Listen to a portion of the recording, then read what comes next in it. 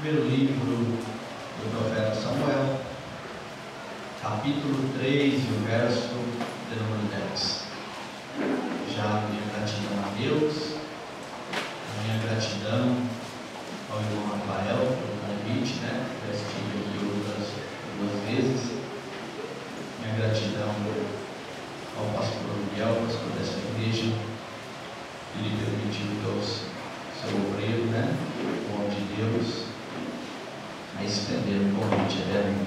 Deus abençoe você também, e se esforçou para chegar aqui, Eu sei que não é fácil, eu sei que muitos de nós enfrentamos situações que não esperamos, e às vezes essas coisas querem nos abater e nos impedir de chegar à casa do Senhor. Bem-aventurado foi você que venceu tudo isso para estar aqui hoje. Primeiro livro do profeta Samuel, capítulo de número 3 e o verso de número 10, diz a Bíblia: Então veio o Senhor e ali esteve e chamou como das outras vezes: Samuel, Samuel. E disse Samuel: Fala, porque o teu servo ouve. Amém? Por favor, fique em pé. Vamos orar ao Senhor. Querido Deus, eterno Pai, no nome do teu Filho amado Jesus, eu quero apresentar este culto a Ti, Senhor. Este é o momento em que a Tua palavra será pregada. Meu Deus, o Senhor sabe que homem não faz a Tua obra, só a Tua palavra e as ações do Teu Espírito têm o poder de convencer, de restaurar, de libertar, de curar. Meu Deus, eu bem sei que se Tu quiseres, e eu sei que podes, o Senhor pode hoje mover as pedras da vida dessa pessoa. O Senhor pode hoje, meu Deus, arrancar do poço aqueles que se encontram nele. Eu sei que o Senhor pode hoje tocar vidas, fazer milagres, restaurar e santificar para a Tua glória. Senhor, eu quero me pedir nesse momento, no nome de Jesus, que o Senhor repreenda agora todo impedimento, toda mornidão, toda dúvida, toda seta que adentrou o coração e a mente dessa pessoa desde a hora que ela chegou nesse culto. Em nome de Jesus, Senhor, nós ordenamos agora que este mal vá em retirada de dentro dessa congregação. Toda angústia, todo rancor e toda amargura que adentrou essa alma, eu ordeno no nome de Jesus Cristo, pelo Teu sangue que tem poder, que se retire agora da vida e da mente dessa pessoa. Senhor, abre o Teu céu sobre esse lugar, toque as vidas que creem na Tua palavra. Não nos deixe sair daqui, Senhor, sem sermos movidos pela obra do Teu Espírito. Pai, eu confio em Tuas mãos a palavra dessa noite, no nome de Jesus. Amém. Se assente, por favor.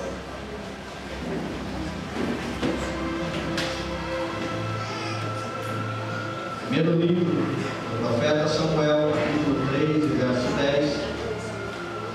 Quando nós estamos lendo o primeiro livro de Samuel, nós sabemos que Samuel é o homem chamado por Deus. Quem chamara Samuel para a grande obra do Senhor foi o próprio Deus. Nós sabemos que quando Deus chama Samuel, aquele que traduzido é o ouvido do Senhor, ou aquele que o Senhor ouve, nós sabemos que Deus chama Samuel para um trabalho. Deus chama Samuel para um projeto. Deus chama Samuel porque viu Deus na terra uma necessidade. E todas as vezes que Deus olhou para a terra e viu uma necessidade, Deus sempre levantou alguém, capacitou e enviou para que essa pessoa, esta vida, se tornasse em Tuas mãos a ferramenta, o projeto o propósito para que fosse solucionado aquele problema. Todo problema existe porque existe uma solução. Só existe perguntas porque existem respostas. Tudo nessa vida Deus permitiu acontecer porque há uma solução. Tudo nessa vida foi criado, permitido por Deus, porque Deus sabe que pode ser criado algo para resolver. Samuel, quando é chamado por Deus, diz a Bíblia que Deus vai resolver um problema através da vida desse homem. Quando nós lemos a história de Samuel, nós precisamos entender que nesse momento Israel passava por uma grande crise. Qual era a crise que Israel enfrentava? A Bíblia diz que Deus levanta um homem, no capítulo de número 6 do livro de Juízes, por nome de Gideão, porque a Bíblia diz que os midianitas estão avançando dentro de Israel. Israel ainda não está dividida territorialmente, como diz a Bíblia no Novo Testamento.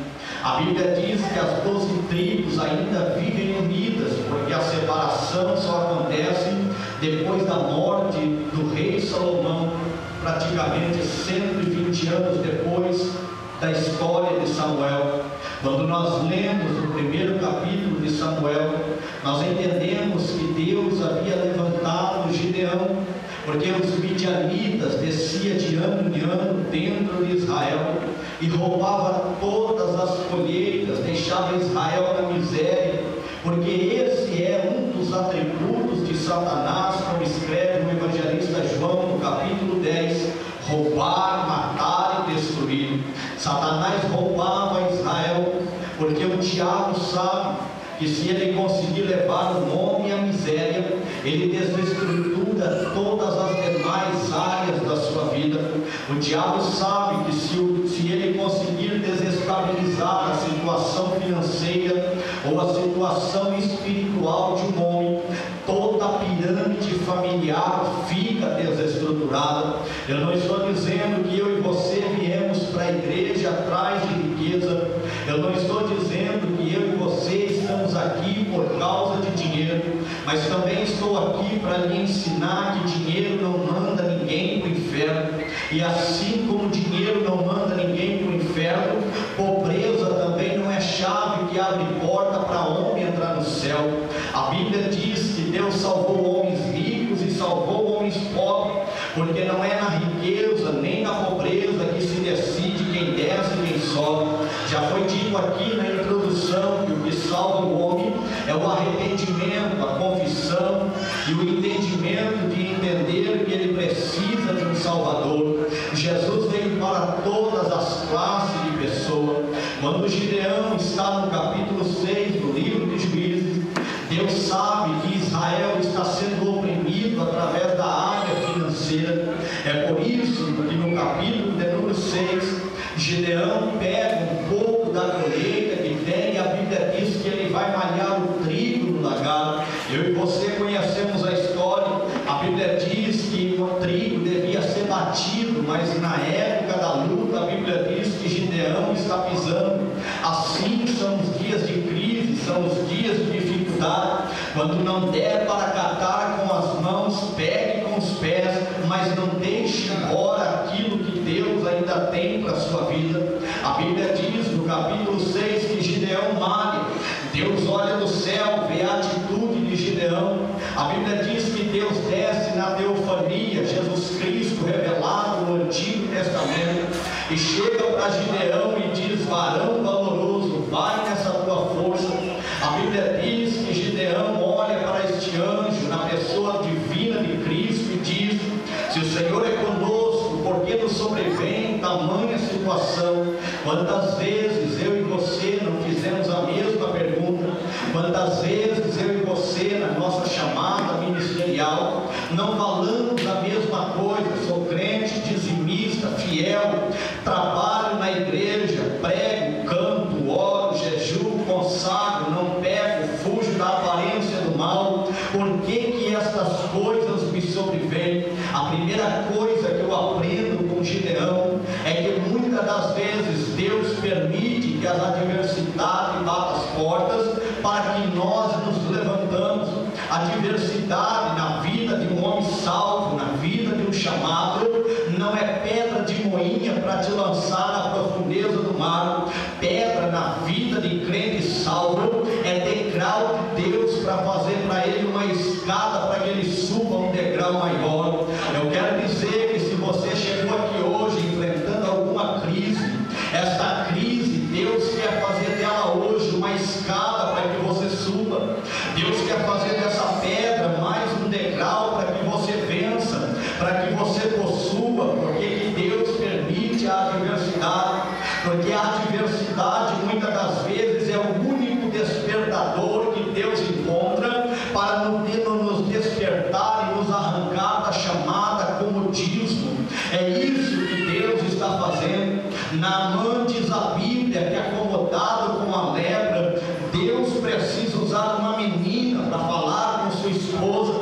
E depois a Bíblia diz que ele se indignando, no verso 11 do capítulo 5 de 2 Reis, a Bíblia diz que ele se indigna contra a mensagem de Eliseu, que disse: vai e banha-te 7 vezes no Jordão. O que Naamã não entendia é que Deus estava usando de uma situação não para ele se indignar contra a palavra, mas se indignar contra o problema. E quantas vezes o nosso entendimento é pervertido e a nossa circunstância é inversa. Em vez de eu e você se incomodar com o problema, em vez de eu e você se revoltar contra a situação adversa, em vez de eu e você se levantar nessa noite e dizer: chega, o diabo não vai mais tocar no meu filho, no meu casamento, na minha saúde. Chega, a partir de hoje eu repreendo e digo: dentro da minha casa não vai haver mais contenda, dentro da minha vida não vai haver mais pecado. Em vez de nos levantarmos contra a circunstância, nos levantamos contra a revelação de Deus, dizendo que não é daquela forma, que não aceito assim, que não entendo assim. E sabe o que é que Gideão descobre, e Naamã também descobre?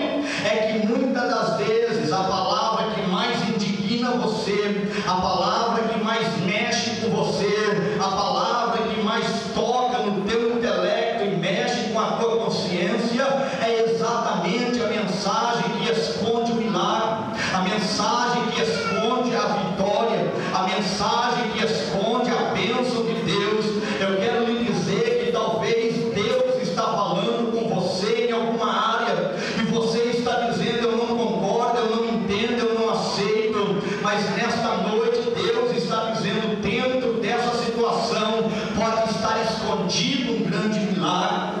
Deus permite Gideão se incomodar, Deus permite que Gideão se indigne. Talvez se você chegou aqui indignado contra alguma derrota, eu quero dizer que isso é unção de Deus na vida de crente. Eu quero dizer que se você chegou aqui hoje dizendo: Deus, eu não aceito mais perder, eu quero dizer que isso é pensamento de crente. Eu quero dizer que se você chegou aqui hoje dizendo: eu não aceito mais derrota na minha vida, levante a mão, dá glória a Deus, porque é isso que Deus espera de você. Deus espera uma atitude, Deus espera uma revolta, Deus espera uma indignação. Eu sempre digo isso: diante de Deus nós nos humilhamos, e diante do diabo nós levantamos e mostramos que Deus está ao nosso favor. Assim Deus levanta Gideão, mas Gideão cede, mas Gideão não deixa Deus completar a obra. Então diz a Bíblia que Deus levanta Ruth. Quando você lê a Bíblia desde o seu começo, você entende que Deus sempre levanta um homem em dia de crise. Deus levanta Noé quando a Bíblia diz que o mundo estava em decadência de pecado. A Bíblia diz que Deus levanta Abraão quando está Israel ainda sendo formado por patriarca em decadência espiritual. A Bíblia diz que Deus levanta Moisés porque eles estão aprisionados no Egito. A Bíblia diz que Deus levanta Josué porque Josué precisa levar um povo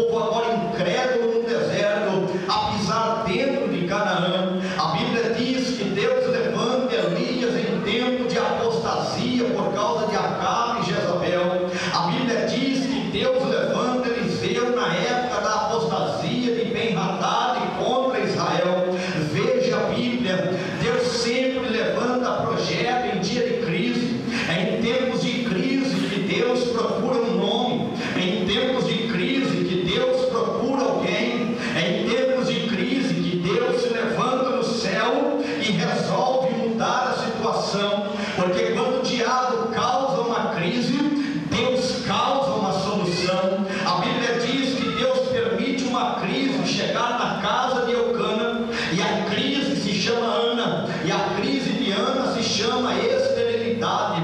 Ana não pode gerar. A Bíblia diz que Ana é uma mulher estéril. A Bíblia diz, como era no costume do Antigo Testamento, que Eucana, a segunda mulher, Penina, a segunda mulher de Eucana, dava filhos a Eucana, mas Ana não tinha filho. Mas a Bíblia diz que mesmo Ana não tendo filho, a Bíblia diz que todos os anos Ana subia a Siló para adorar o Senhor. Veja que Ana não tem filho, mas Ana tem coragem. Ana não tem filho, mas Ana tem esperança. Eu quero dizer nessa noite que talvez você pode não ter ainda um milagre na sua vida. Talvez você chegou aqui hoje e você ainda não possui o seu milagre, a saída que você tanto almeja. Mas se você chegou aqui como Ana, não tendo a criança, mas ainda tendo esperança, eu quero profetizar na tua vida e dizer que essa esperança vai ser exatamente a semente de Deus para que a provisão de Deus nasça na sua vida. Você acredita? Levante a mão, dá um grito de glória. Manda embora esse desânimo, manda embora essa tristeza. Deus vai trabalhar através da tua esperança. Deus sabe que não foi fácil chegar na igreja nessa noite. Talvez não foi fácil para você, como não foi fácil para Ana subir a Siló uma vez por ano, apresentar a Deus uma ação de graça, quando na verdade ela não tinha do que agradecer. Mas é assim que Deus trabalha. Continua dando glória a Deus mesmo que a bênção não venha. Continua dizendo que o Senhor é bom mesmo que não tenha do que dizer. Continua aceitando a oportunidade do pastor e canta, prega, grita, chora, baba, dá glória a Deus mesmo que não haja motivo. Sabe por quê? Porque isso é semente ao coração de Deus. Deus está dizendo aqui nessa noite: não espere o milagre chegar para que você adore. Adore antes do milagre, glorifique antes do milagre. Você concorda? Então levante a mão e antes de receber, dá um grito de glória a Deus. Aleluia! Glória! Glorificado, exaltado.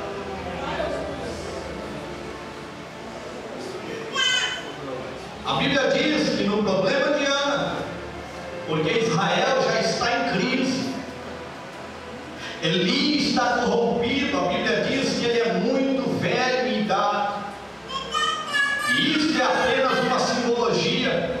Deus não está dizendo que crente ancião dentro da igreja dá trabalho, pelo contrário, a Bíblia diz ao jovem prudente é aquele que toma conselho com os anciãos. Eli é uma simbologia espiritual do crente que se envelhece na vida de Deus, não busca mais, não ora mais, não busca mais entender a vontade de Deus para a sua vida. Quando um homem se envelhece na sua chamada, ele abre a porta para o pecado. Quando um homem se envelhece na sua chamada, ele começa a ver aquilo que por toda a vida foi pecado à luz da Bíblia como algo comum, como algo normal, como algo rotineiro. A Bíblia diz que quando Ana está subindo, Ófine e Finéias estão corrompendo o tabernáculo dentro de Siló. A Bíblia diz que eles estão adulterando com as mulheres que, segundo o Êxodo, faziam parte do tabernáculo, cooperando na porta da igreja do templo da época de Israel. A Bíblia diz que nessa época Ana está subindo. Entenda isso. A igreja está em corrupção. A Israel está debaixo de uma apostasia muito grande. Mas Ana está subindo. O que é que eu quero lhe ensinar nessa noite? Que nós devemos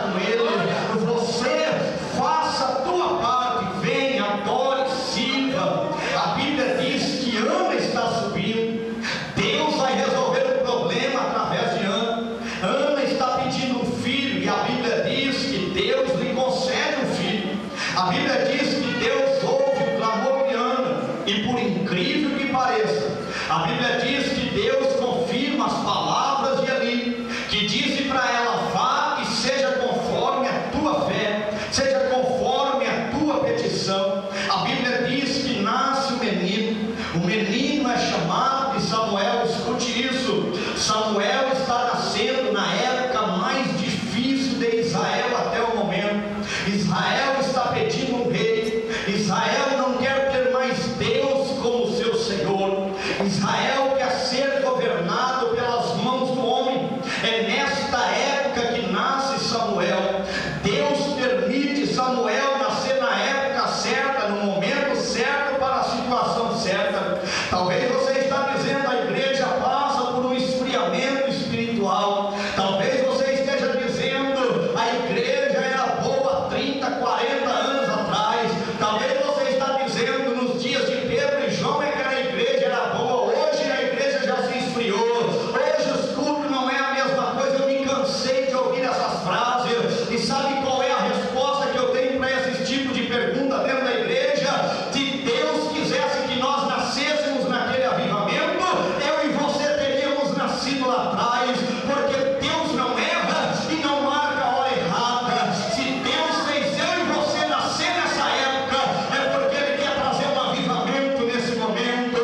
Você é o avivamento. Olhe para o seu irmão e diga: você é o avivamento de Deus. Diga para o seu irmão: você é o avivamento de Deus. Pelo amor de Deus, irmão, se essa igreja é pentecostal, dá um grito de glória. Olha para ele e diga: você é o avivamento de Deus.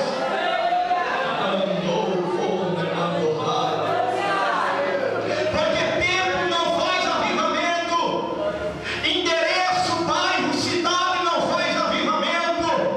O que faz avivamento não é a igreja estar no Jardim Brasil ou no Parque Marajoara. O que faz avivamento é um crente entender que nasceu por um propósito, por uma chamada, por um projeto, e que se Deus permitiu ele estar vivo até agora, é porque Deus quer falar na boca dele. É isso que Deus quer que você entenda. O salmista disse: abra a boca e eu te encherei. Ezequiel capítulo de número 1 diz: põe-te em pé e falarei contigo. O que falta nos dias de hoje não é Deus agir, é nós acharmos o nosso lugar diante de Deus. Samuel entra criança na igreja. A Bíblia diz que Deus começa a falar com Samuel. A Bíblia diz que Samuel está servindo desde criança.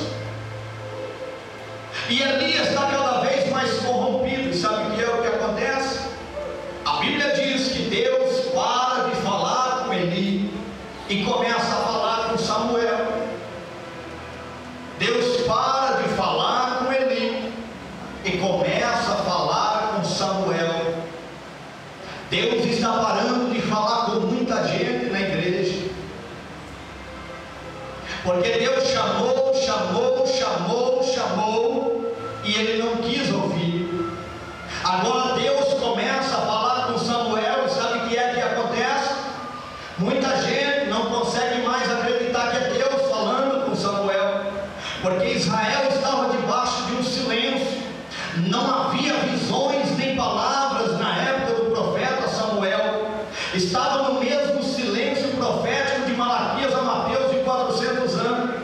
Não havia visões mais depois de Gideão. Sabe o que é que acontece?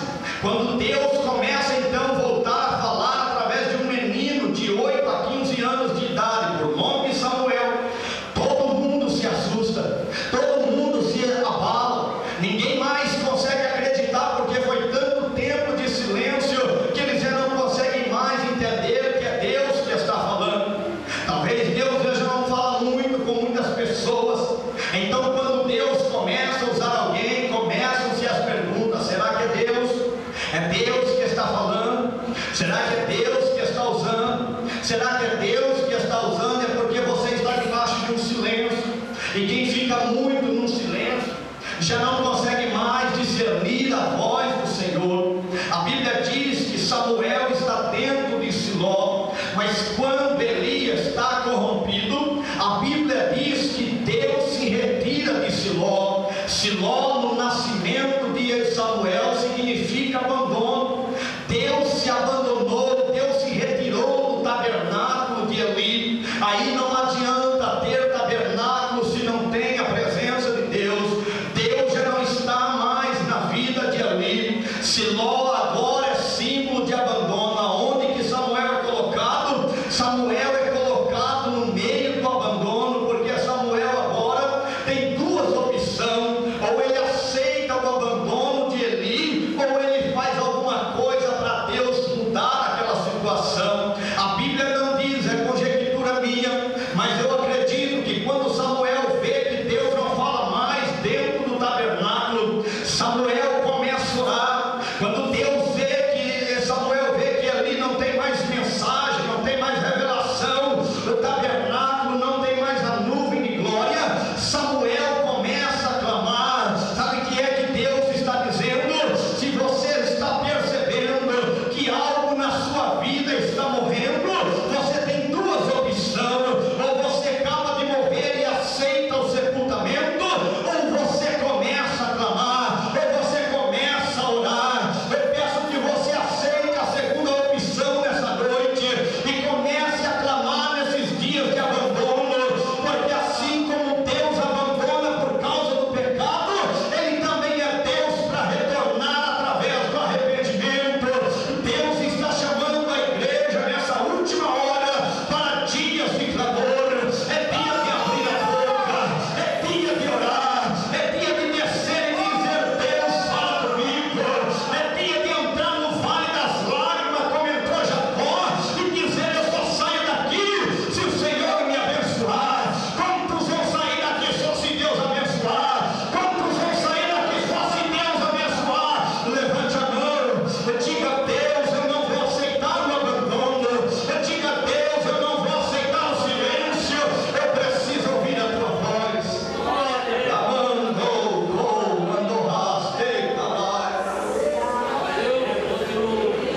A Bíblia diz que quando Deus não está falando em Siló, a Bíblia diz que Samuel se retira. E a Bíblia diz que Samuel desce a uma cidade chamada Ramá. A Bíblia diz que Samuel chega na sua casa, irmão Davi. E como não tem mais altar no tabernáculo, a Bíblia diz que Samuel levanta um altar em sua casa. É onde se inicia a chamada escola profética do Antigo Testamento. Ei, quando não houver mais um altar para você sentir a presença de Deus, levante um dentro da sua casa. Quando não houver mais presença de Deus na sua vida, é tempo de descer para Ramá e fazer um altar próprio. Quando não houver mais um altar para você glorificá-lo, é tempo de descer em Ramá e fazer um próprio altar. Sabe por quê? Porque ali Deus irá falar com você. A Bíblia diz que Samuel começa a fazer um altar em Ramá. A Bíblia diz que as cidades começam a vir sobre o altar de Samuel. Então diz a Bíblia que Samuel retorna a Siló.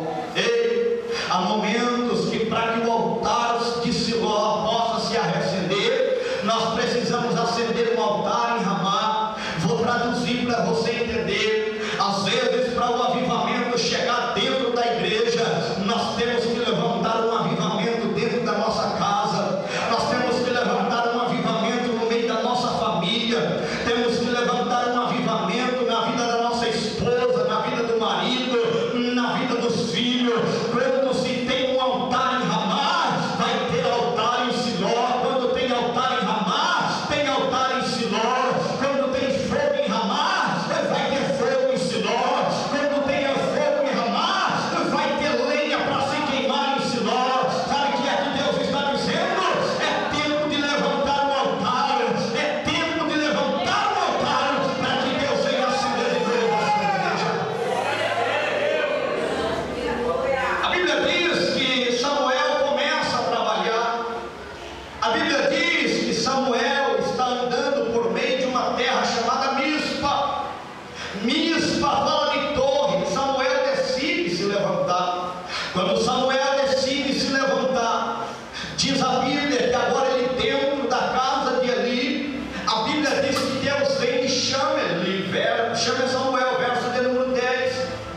E outra vez disse o Senhor: Samuel, Samuel.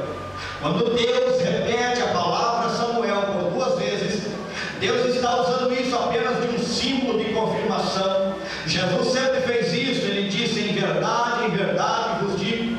Quando Samuel está sendo chamado por 2 vezes o seu nome, é apenas uma figura de que o mesmo Deus do Antigo Testamento é o mesmo do Novo Testamento. Quando Deus está dizendo Samuel, Samuel, nós sabemos que pelo tipo de palavra nós reconhecemos o autor. Você conhece alguém pela voz.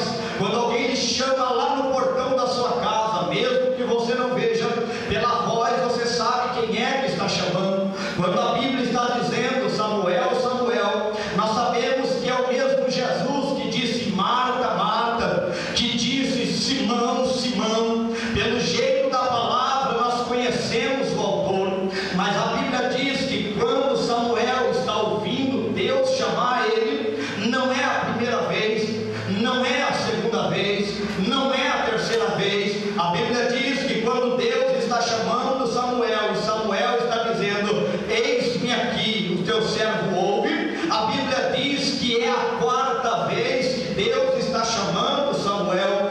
E isso nos fala de insistência, mas nos fala algo um pouco mais. A primeira coisa que Samuel responde para Deus é exatamente: fala, porque o teu servo ouve. A primeira coisa que Deus necessita para que a igreja volte a ouvir a sua voz é reconhecer que ela é serva. A igreja precisa entender que ela é serva. A igreja precisa entender que aqui dentro ninguém manda mais que ninguém. A igreja precisa entender que na igreja ninguém brilha mais do que ninguém. A igreja precisa voltar a entender que aqui dentro, desde o mais pequeno da porta até o maior do altar, todo mundo é servo.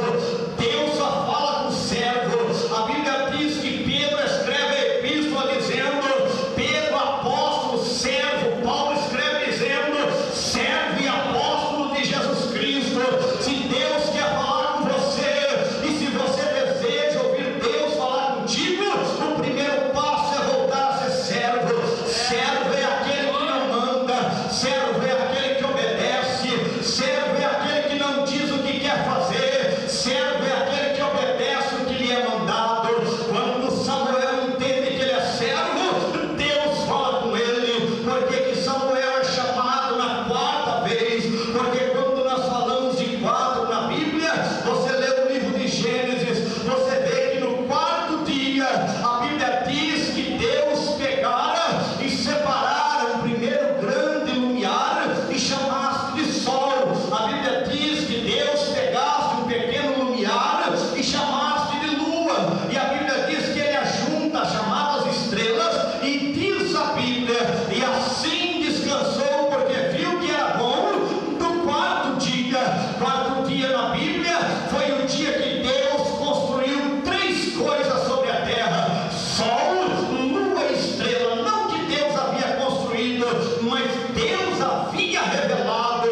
Porque que Deus não revelou no 3º, nem no 2º, nem no 1º? Porque que Samuel não responde no 3º e sim no 4º? Porque quando Deus chama Samuel pela 3ª vez e Samuel não ouve, você lê a Bíblia e você vê que foi no 3º dia que Deus deu vida sobre a terra pela primeira vez. No capítulo de número 1 do livro de Gênesis, a Bíblia diz que Deus no 3º dia disse à terra: produza árvore, produza semente conforme a tua espécie. Foi no 3º dia que Deus revelou a chamada vida na terra. Quando fala de semente, fala de árvore. Quando fala de árvore, nós temos 3 simbologias: figueira, videira e oliveira. Quando Deus está dizendo no 3º dia haja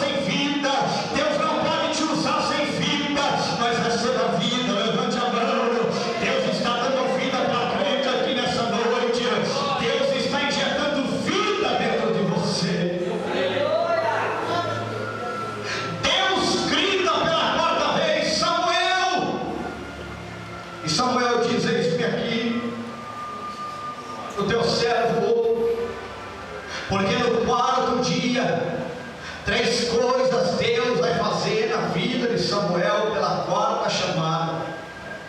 Quando Deus chama Samuel pela quarta vez, Deus estava dizendo: Samuel, se levante. Samuel, assuma o tabernáculo. Samuel, tome uma posição diante dessa apostasia. Se você se levantar, Deus vai se levantar junto com você. Se você deixar Deus entrar nesse negócio, Deus vai entrar e vai resolver. Se você acreditar que Deus te trouxe aqui hoje para mudar a história da sua vida, Deus vai mudar. Se você acreditar que hoje você pode sair com o maior milagre da sua vida, então vai ser hoje o maior milagre da sua vida. Deus precisa que você acredite que Ele ainda é Deus que pega o impossível e faz possível. Você precisa acreditar que esse teu problema é nada diante do Deus que fala nesse altar, nessa noite. Você precisa de novo ouvir e entender que Deus está removendo coisas. Veja, Deus está como uma retroescavadeira aqui nessa noite, arrancando pedras da sua vida. Pelo amor de Deus, tenha coragem de acreditar, tenha coragem de entender que dia que é hoje. Hoje é quarta-feira, quarta fala de 4. Deus te trouxe aqui no quarto dia, porque Ele quer falar no teu coração.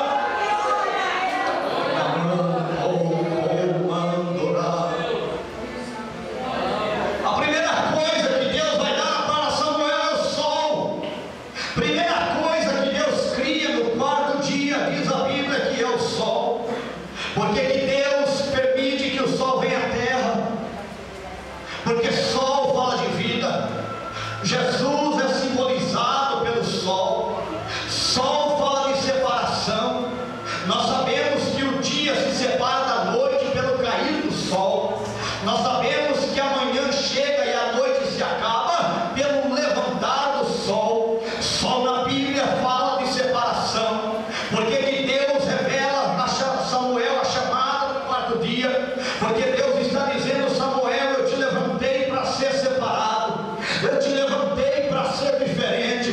Pelo amor de Deus, pare de querer ser igual ao mundo. Para de dizer: eu não quero ser diferente. Para de dizer por que crente tem que ser diferente.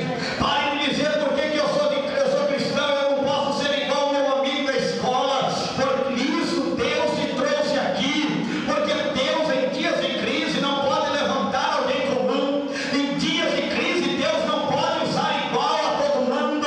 Em dias de crise, Deus precisa de alguém diferente para fazer coisas diferentes.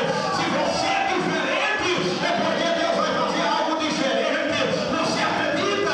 Levante a tua mão, dá glória a Deus. Abre essa boca, exalta, porque Deus te chamou para fazer algo diferente.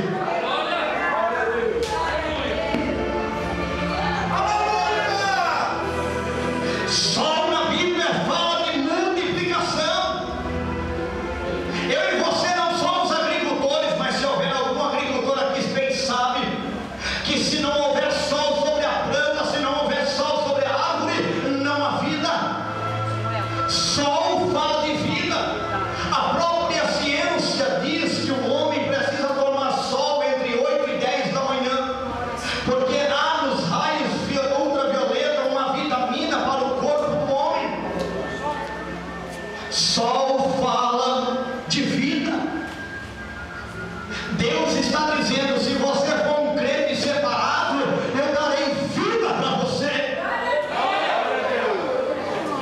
Sol fala de fertilidade. Nenhuma planta multiplica se não houver sol. Deus está dizendo: seja separado, seja diferente, e eu vou multiplicar a tua vida. Por favor, ouve essa pessoa do seu lado e diga: Deus quer multiplicar você. Por favor, desperte a tua fé nessa noite. Quebre essa corrente desse culto hoje e diga: Deus quer fertilizar você aqui hoje. Do que é que Deus precisa separar você hoje?